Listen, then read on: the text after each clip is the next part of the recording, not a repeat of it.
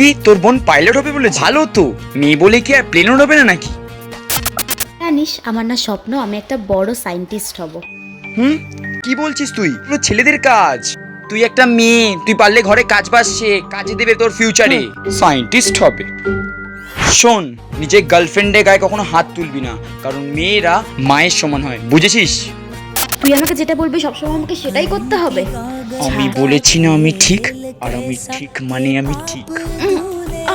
লাগছে। ভুল কথা বলবি না, বললে পরের বারে এটার থেকে পরিণতি খারাপ হবে।